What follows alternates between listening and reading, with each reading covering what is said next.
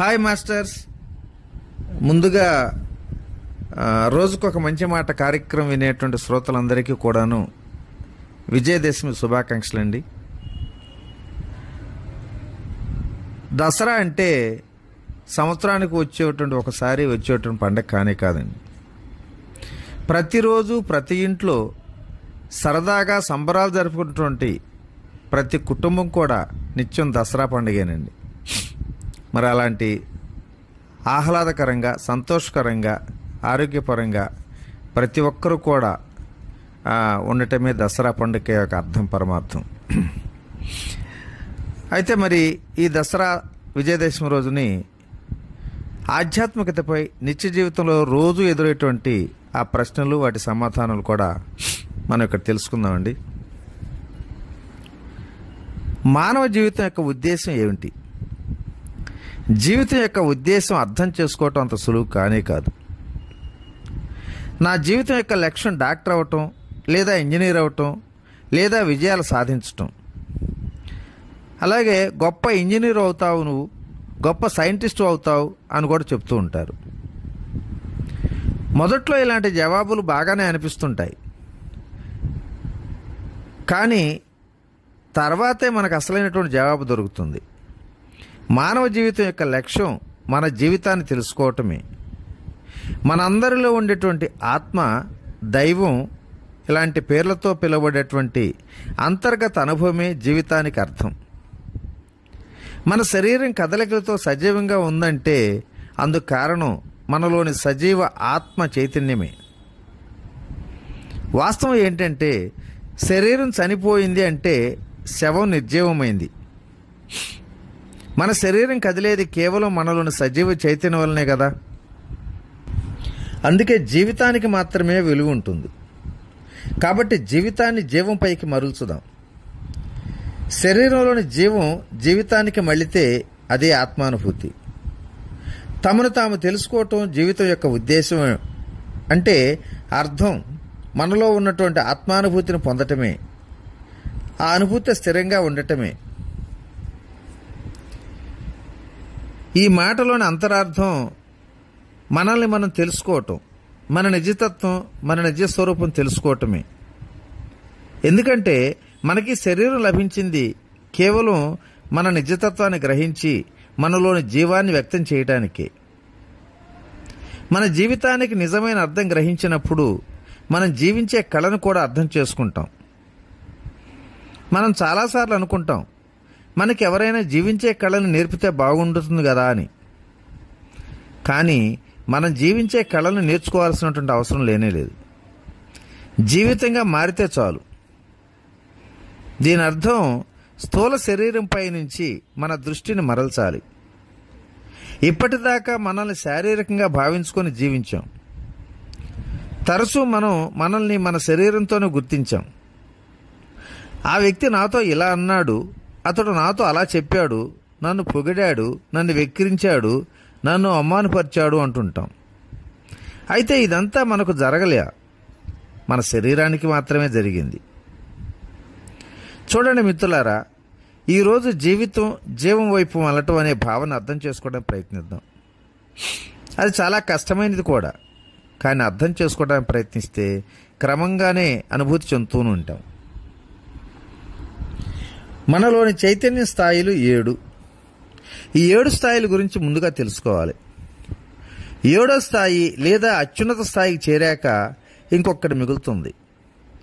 విశ్వంలోని సకల చరాచర సృష్టిని ఏకత్వ భావనతో దర్శిస్తాం. ఈ స్థితికి చేరటమే జీవితం యొక్క లక్ష్యం. చిన్న చిన్న పదాలతో జీవితం యొక్క అర్థం తెలుసుకోవాలంటే జీవిత లక్ష్యం తెరుచుకోవటం, వికసించటం, జీవితం అనే ఆటనే కూడా ఆడటం. దీని అర్థం మీలో ఉండేటువంటి అవకాశాలను మీరే వెతుక్కోవాలన్నమాట. ఓ వ్యక్తి తనను తాను తెలుసుకొని వికసింప చేసుకొని జీవితపు ఆటను ఆడినప్పుడే అతడు సంపూర్ణుడవుతాడు. అంటే మనిషి ఇదంతా దైవం భూమిపై ఆడుతున్న క్రీడగా గ్రహించాలి. తను కూడా దాన్ని సరైన పద్ధతిలో ఆడతాడు. అప్పుడే జీవిత పరమార్థాన్ని గ్రహిస్తూ ఉంటాం. భూమి మీద జీవులన్నీ లక్ష్యంతోనే ఈ మార్గంలోనే మరి ప్రయాణిస్తున్నాయి. తోటలోని ప్రతి పువ్వు వికసిస్తుంది కదా. అయితే మనం గమనించాల్సిన విషయం ఏమిటంటే, పూర్తిగా వికసించడానికి ముందు కొన్ని పూలను జనాలు కోసేస్తుంటారు, మరికొన్ని పూలను పురుగులు తినేస్తుంటాయి, మరికొన్నింటికి తెగులు సోకుతాయి. కానీ ప్రతి పువ్వు ఉద్దేశం పూర్తిగా వికసించి గాలి సహాయంతో తన సువాసనను ప్రతి ఒక్కరికి పంచాలని. అలాగే మనందరి లక్ష్యం కూడా మనలో ఉన్నటువంటి ఆనందానుభూతులను అందరికీ పంచటమే. ఈ లక్ష్యాన్ని సాధించాలంటే ముందుగా మనం ఏ మార్గాన్ని అవలంబించాలో, ఎవరిని అనుసరిస్తే మన లక్ష్యం తొందరగా చేరుకోగలమో తెలుసుకోవాలి. మనుషులనే ప్రతివారి జీవిత లక్ష్యం ఇదే. కానీ మనకి ఈ విషయం తెలియకపోవటం వలన లేదా అస్పష్టత వలన మనం లక్ష్య సాధన దిశగా కృషి చేయం. అయితే స్పష్టత రాగానే మనం మన లక్ష్యంపై పనిచేయటం ప్రారంభిస్తుంటాం. అప్పుడు మన పురోగతి కల్పించే ఏ ఒక్క అవకాశాన్ని కూడా వదులుకోం. సత్య మార్గంలో మనల్ని నడిపించ చూసినటువంటి ప్రతి ఒక్క మార్గాన్ని కూడా అనుసరిస్తూ ఉంటాం. ఇందుకు ఆధ్యాత్మికత జీవితం ఎంతో ఉత్తమమైన మార్గం. మరి అదేవిధంగా మరొక ప్రశ్న ఏమిటంటే, ఆధ్యాత్మికతకు నిర్వచనం ఏమిటి? జీవితంలో ఆ అవసరం ఏమిటి? అందుకు సమాధానం చెప్తున్నారు సరశ్రీ గారు. ఆధ్యాత్మికత అంటే మనల్ని మనం తెలుసుకోవటం, మన నిజతత్వాన్ని గ్రహించటం. చాలామంది ఆధ్యాత్మికత అవసరమే లేదనుకుంటారు. మరి ఇక్కడ ఒక చిన్న కథ ద్వారా దీన్ని అర్థం చేసుకుందాం. ఓ అడవిలో కొంతమంది నివసిస్తుంటారు. వాళ్ళ కళ్ళకు ఎప్పుడూ గుడ్డముక్కతో గంతలు కట్టి ఉంటాయి. వాళ్ళ గొడుసులు వేసుకుని ఉంటారు, పళ్ళు కోసుకుంటారు, పరిసరాలను శుభ్రం చేసుకుంటారు, జంతువులను కూడా పెంచుతారు, ఇంకా ఎన్నో పనులు చేస్తూనే ఉంటారు. కానీ ఇవన్నీ కూడా కళ్ళకి గంతలు కట్టుకునే చేస్తుంటారు. అందువలన పని చేస్తున్నప్పుడు వారు ఒకరినొకరు గుద్దుకుంటుంటారు, కింద పడతారు, వస్తువులను వెతుకుతూ ఉంటారు. వారికి అన్నీ కష్టాలే. కానీ జీవించడానికి వారు ఎంచుకున్న మార్గం మరి ఇంకదే. వారిలో ఒకడు ఒక రోజున ఒక ప్రదేశానికి వెళ్ళాడు. అక్కడ అతని కళ్ళగంతలు ఊడిపోయాయి. అప్పుడు అన్నీ చూశాడు, అంతా స్పష్టంగా కనిపిస్తుంది. ఆశ్చర్యపోయాడు. వెనక్కి వెళ్ళి అందరితో మనమంతా ఒక చోటుకు వెళ్ళాలి, రండి రండి అంటూ తన కళ్ళగంతలు ఊడిపోయిన చోటు గురించి చెప్పి తీసుకెళ్ళాడు. కళ్ళగంతలు తీసేయటమే అందరికీ మేలు కలిగిస్తుందని, ఇవి లేకుండా మనం పనులన్నీ మరింత సమర్థవంతంగా చేసుకోవచ్చు అని చెబుతుంటాడు. కానీ వారంతా అంటారు, ఇదంతా అనవసరం, మాకు ఇలాగే బాగుంది, పైగా మాకు అంత సమయం కూడా లేదు అని అన్నారనుకోండి. అప్పుడు మనకేమనిపిస్తుంది? ఓరి మూర్ఖులారా, కళ్ళకు గంతలు ఇప్పితేనే కదా మీ పనంతా తొందరగానూ సక్రమంగానూ జరుగుతుందని అంటాం. అర్థం లేని విశ్వాసాలతో తమకు ఆధ్యాత్మిక అవసరం లేదని నమ్ముతుంటారు. అలాగే ఇక్కడ మనందరం కూడా కళ్ళకు గంతలు కట్టుకునే ఉన్నాం. ఇటువంటి వాళ్లతో మనం సహజీవనం సాగిస్తే మనకు ఆధ్యాత్మికత అక్కర్లేదనిపించవచ్చు కూడా. కానీ మనం చీకట్లోంచి బయటకు రావాలంటే మనకు తప్పనిసరిగా ఆధ్యాత్మికత అనేది చాలా అవసరం కూడా.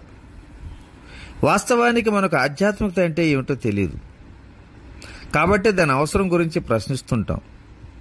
మనకు ఆధ్యాత్మికత యొక్క నిజమైన అర్థం తెలిస్తే మనలో అసలు ఆ ప్రశ్నే పుట్టదు. ఆధ్యాత్మికత అంటే నుదుటినంత కుంకుమ బొట్టు పెట్టుకొని, కాషాయ బట్టలు ధరించి, పూలమాలతో జపమాలలతో ప్రార్థనలు చేయటం అని అనుకుంటూ ఉంటాం. ఇలా అనుకుంటే మాత్రం మనందరం భ్రమల్లో ఉన్నట్లే. నిజమైన ఆధ్యాత్మికత అంటే మనలోని సారాన్ని తెలుసుకోవటమే, మనల్ని మనం గుర్తించటమే. ఆధ్యాత్మికత ఏ మేరకు అవసరం? అసలు అవసరమా? ఈ ఆచార వ్యవహారాలు తప్పనిసరా? ప్రొద్దున్నే లేచి శ్లోకాలు చదివి పూజలు చేయాల్సిందేనా? ఇవన్నీ కానే కాదు. ఈ చర్యలేవి ఆధ్యాత్మిక కావు. ఇవి ఆధ్యాత్మికత ప్రోత్సాహాలు మాత్రమే. కానీ ప్రజలు వీటిని ఆధ్యాత్మికత అనుకుంటూ భ్రమిస్తున్నారు. అందుకే మనం ఆధ్యాత్మికత అవసరాన్ని తరచూ ప్రశ్నిస్తున్నాం. ఆధ్యాత్మికత అంటే కొన్ని సాధనాలే. అవి మన లక్ష్యాన్ని చేర్చే సాధనాలు మాత్రమే. ఆధ్యాత్మికత అనేది జీవన కళ కాదు, విజ్ఞానము కాదు. ఆధ్యాత్మికత ఒక జీవితం.